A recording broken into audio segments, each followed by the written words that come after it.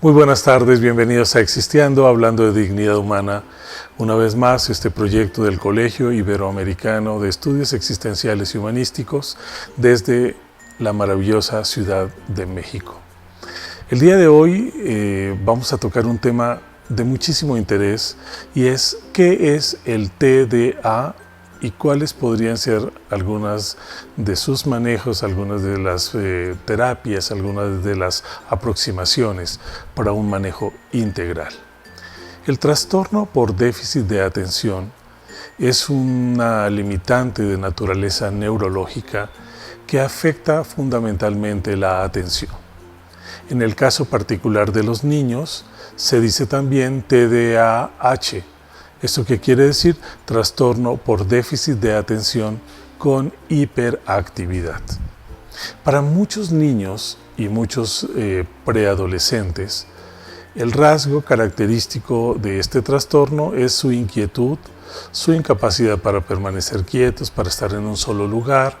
Casi siempre se mueven de un lado para el otro y no siempre entendemos que atrás del trastorno por déficit de atención también hay un trastorno de ansiedad.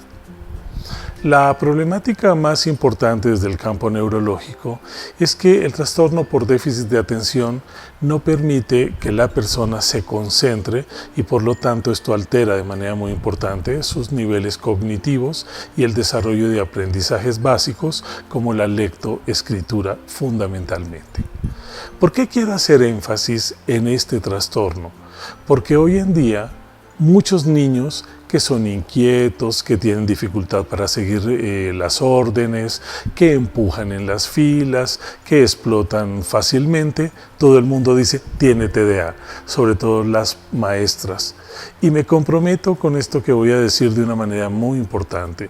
Incluso muchos pediatras lo diagnostican de una manera muy ligera, y con relativa frecuencia se envían algunos medicamentos supresores del sistema nervioso central, con el cual los papás se sienten profundamente felices, porque a partir de que le doy estas gotitas a mi hijo, lo veo más tranquilo, ya no le pega a los hermanos, no molesta a los animales, está más quieto.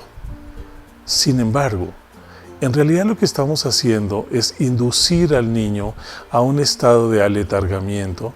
No en todos los casos, obviamente, sí hay casos importantes y severos en donde es necesario tener un acompañamiento químico con un medicamento apropiado, pero habitualmente quien necesita hacer el diagnóstico diferencial es un experto en el campo de la neurología infantil o neuropediatra.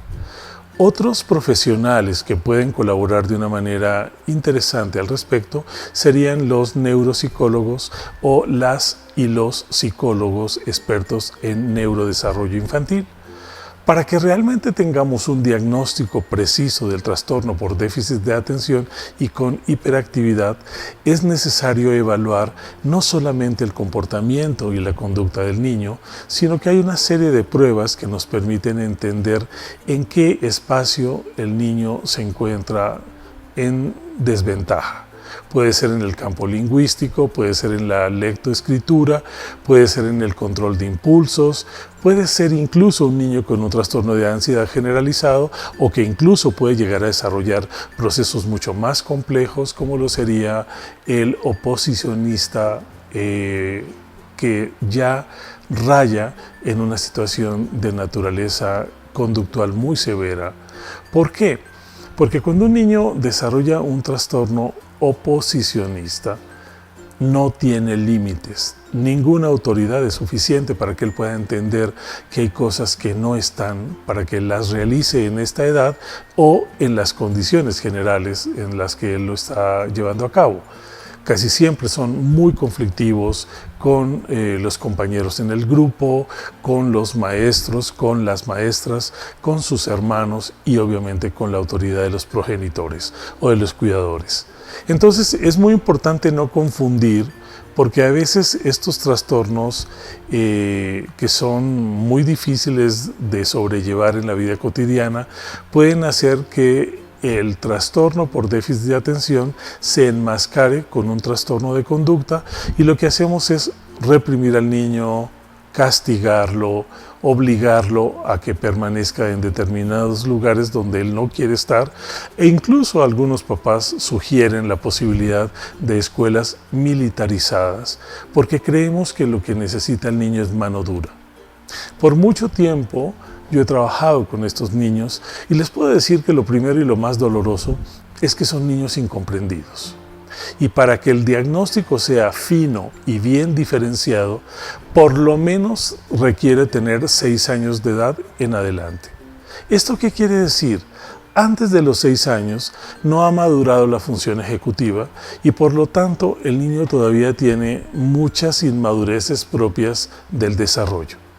Si un niño de 2 o 3 años es un niño inquieto, que no fácilmente acata las órdenes, que es conflictivo, que llora fácilmente, que golpea, entonces estos trastornos se pueden deber más a una lesión orgánica o a un trastorno de mal manejo en los límites, que para mí habitualmente es como el 90% del conflicto. De hecho, de una manera paradójica, juguetona, yo digo que estos niños tendríamos que meterlos en un programa que se llama PTM. Sería Programa de Trasplante de Madre o Programa de Trasplante de Padre. ¿Por qué? Porque los papás, en el deseo que tenemos de que nuestros niños nos hagan caso y de que sean niños funcionales para la vida, somos poco respetuosos de las necesidades de los pequeños. Y en este momento ya te acuestas porque es el momento de acostarte, y en este momento te bañas porque es el momento de bañarte, y vas a colorear o vas a recortar o vas a pegar, aun cuando el chico en ese momento no tenga la mejor disposición. ¿Qué va a pasar aquí? Tengo el caso de Raúl. Raúl tenía 4 años cuando empezó a tener una conducta demasiado violenta, inquietante y de lastimar a propios y ajenos. Fácilmente en una piñata, el chico, si no ganaba dulces, aún a sus 4 años iba y pegaba, solo que ahí todavía tenía un tanto cuanto de contención. Un día, en el salón de clases, en el jardín de niños, se molestó tanto con una compañerita que le mordió la mejilla, el cachete, y por poco le arranca el pedazo. Obviamente las maestras no sabían qué hacer. Los papás de la niña se pusieron muy enojados, con sobrada razón, y los papás confrontaron a los padres y pidieron que el niño fuera retirado de la escuela porque era un niño amenazante para los demás. Esto obviamente nosotros lo podemos ver como una falta de límites, como papás muy permisivos, como papás que habitualmente impiden que el niño se haga responsable. Para muchos padres, la manera de corregir el trastorno por déficit de atención es con premios o castigos. Si lo logras hacer, si te quedas quieto, si no le pegas a tu hermano, te voy a dar, no sé, un chocolate, una pelota, o te voy a llevar al parque. Y el castigo, que es muy grave, es: te va a encerrar, ya no van a ir los Reyes Magos, tus abuelos ya no van a venir a visitarte, tus primos ya no te quieren y nosotros tampoco te queremos.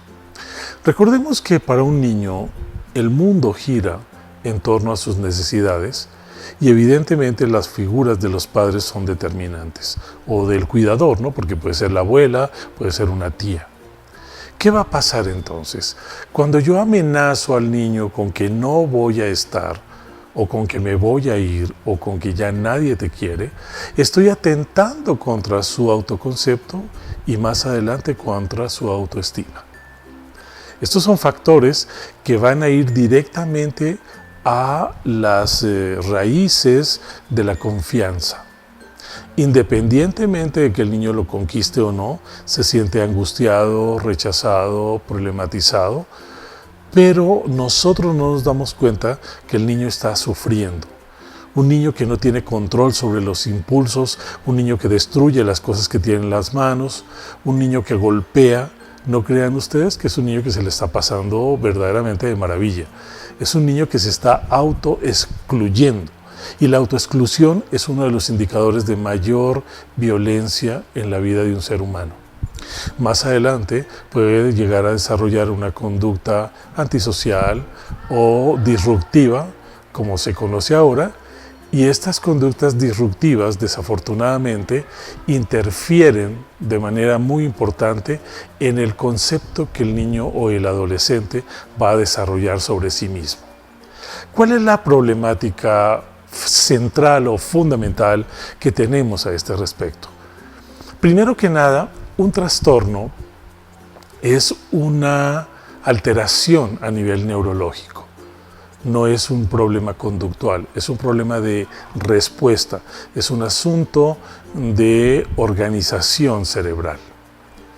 Un déficit porque el niño, de todo lo que puede aprender o de todo lo que puede tomar de la vida para organizarse cognitivamente, pues de un 100% a lo mejor puede tomar un 30, un 40%. Y ese déficit del 60% le va a generar otra serie de situaciones o de conflictos más adelante. Una vez que el niño está con este déficit, la atención se mengua. Le puedo explicar muchas veces las tablas, le puedo explicar muchas veces un mapa, le puedo explicar muchas veces una secuencia de algo, y el chico se esmera, pero al poco tiempo lo vuelve a olvidar. Porque lo que los estudios han mostrado es que también hay una alteración en la memoria de trabajo. Él acaba de tomar algo, lo acaba de utilizar, le pregunto y no recuerda dónde lo dejó. Entonces, naturalmente, para un especialista tenemos la capacitación, tenemos los ejercicios, existen las pruebas y nosotros repetiremos 100 veces la orden hasta que el chico pueda ir entendiendo lo que está pasando.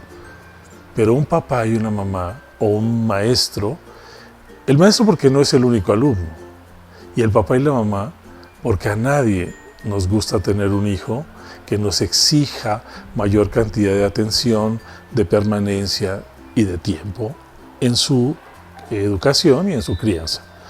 ¿Cuál es el problema más importante que vamos a encontrarnos?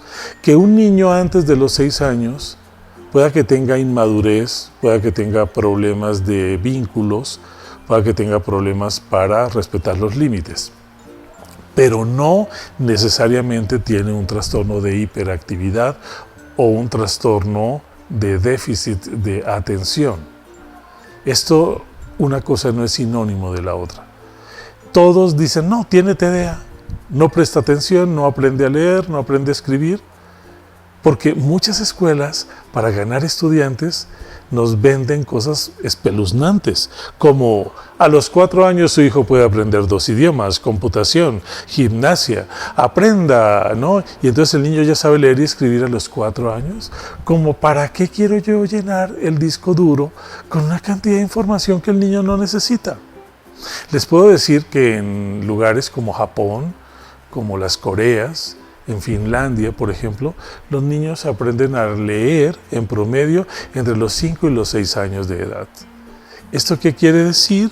Que obviamente un niño que en estos primeros 5 años de la vida se dedique a recortar, a pegar, a iluminar, a comprender la naturaleza, a aprender a preparar un sándwich, aprender a cuidar una planta, el desarrollo motor, a cantar, a colorear.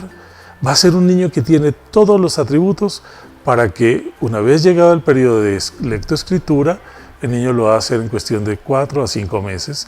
Y tenemos una persona integral, con muchos recursos, con muchos elementos y con una gran creatividad. ¿Para qué quiero que mi hijo a los 4 o 5 años esté leyendo y esté escribiendo si lo único que estoy haciendo es adelantar procesos que más adelante no voy a saber con qué llenar? Al principio de la vida, muchos niños son hiperestimulados, con sonidos, con juguetes, con una serie de estímulos, con los teléfonos, con las tablas. El niño ve algo y lo quiere picar, porque es como aprendió o como está aprendiendo. Pero ¿para qué quiere el niño ese mundo de información que no le sirve? Obviamente lo va a trastornar, va a tener una situación crítica y no va a ser saludable para él.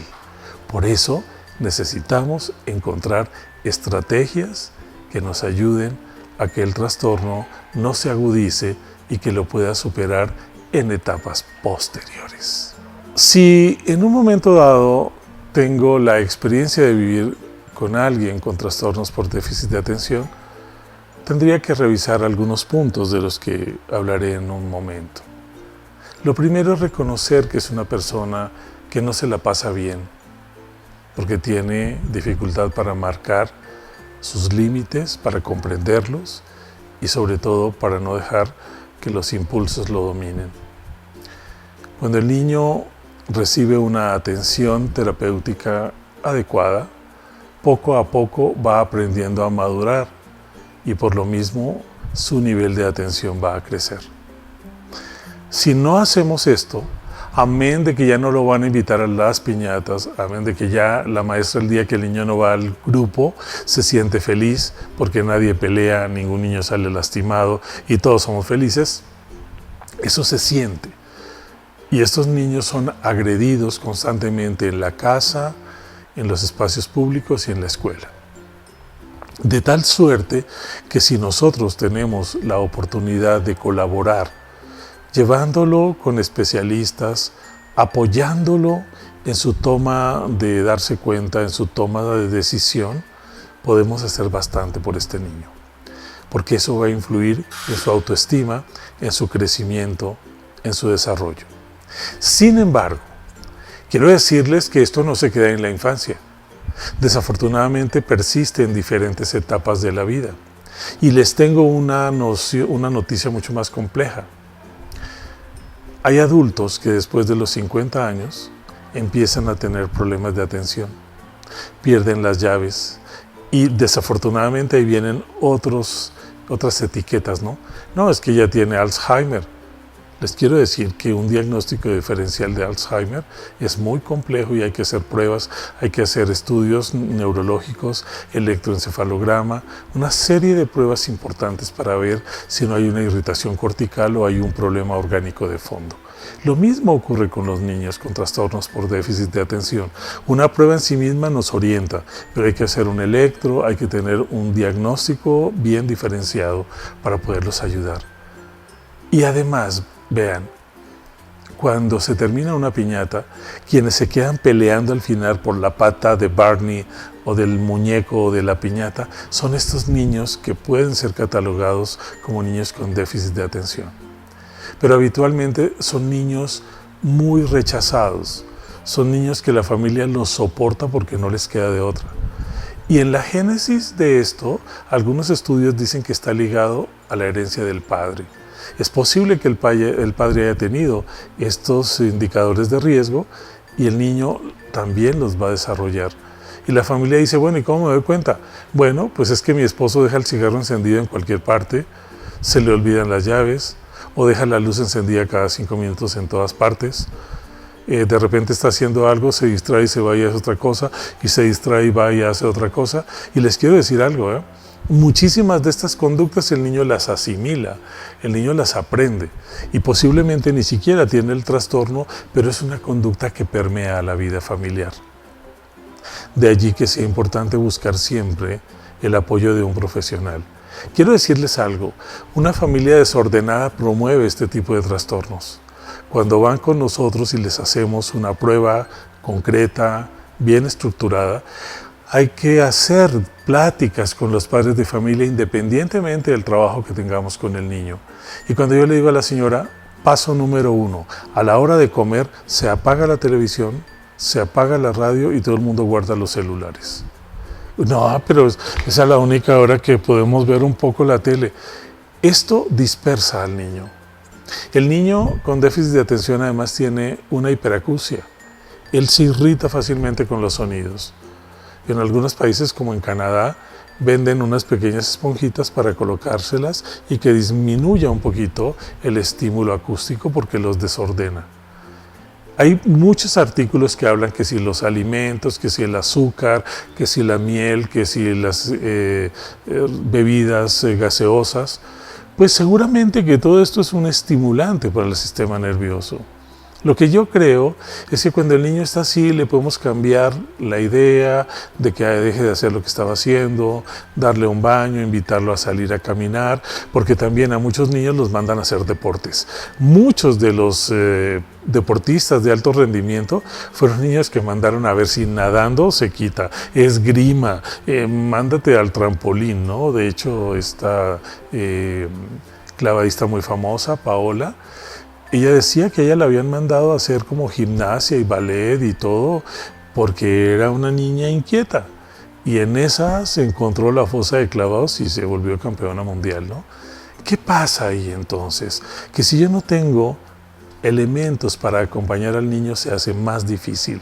Los papás tienen que entender que no es un niño violento, es un niño con dificultad para concentrarse. Si le llamamos a gritos, no vamos a resolver. Hay que llegar hasta él y pedirle las cosas. Ay, doctor, pero ni modo, yo tengo 3, 4, 5 niños así en el grupo. ¿Y qué quiere que yo haga? ¿Que los trate a cada uno así como si fuera el príncipe de Gales? Mi pregunta sería, ¿por qué no? Una de las características importantes de un buen docente es la capacidad de acompañar y es tener paciencia. Porque es la única manera que tenemos de que el otro poco a poco vaya graduando su impulsividad y vaya teniendo una visión de sí mismo. Porque si todo el tiempo dicen contigo no se puede, es que eres el colmo, es que tú le pegas a tus hermanos, es que estoy cansado, te voy a pegar y te voy a dejar solo y que te va a morder el perro y el Señor pone inyecciones. ¿Verdad, Señor, que le va a poner una inyección si el niño no se queda quieto? ¿Y cuál es la idea entonces que tenemos de la salud? Que es una horma, que es una camisa de fuerza que en lugar de mejorar mis condiciones de vida las empeora. Por eso, si tienes un hijo así, un sobrino así, un alumno así, o tú mismo has vivido esto, lo primero que necesitamos es acompañamiento de un profesional, leer al respecto, tener diferentes estrategias, quiten los celulares, quiten las tabletas, eso solamente aumenta la irritación cortical. Llévenlo a que camine, a que corra, a que meta cosas y las saque, a que doble, a que aprenda a ser una persona feliz. No imaginan lo difícil que es para uno de ellos poder controlarse en una fila, o lo llevan a un zoológico, ver a los animales, pues tiene ganas de irlos a tocar, o quiere tirarse al agua con los patos. Es que mis demás hijos no son así. No, pero él sí es así. Por eso, dale la mano, trátalo con el amor que merece y tenle paciencia. Y si es un adulto mayor, entre más tiempo pasa, es más difícil flexibilizarlos y ayudarles a ver que la vida es una experiencia maravillosa que no tenemos por qué sufrirla. Espero que se comuniquen con nosotros por medio de Existeando o por medio de la página del Colegio Iberoamericano. Y nos veremos la próxima semana en donde seguramente tocaremos otro tema de mucho interés.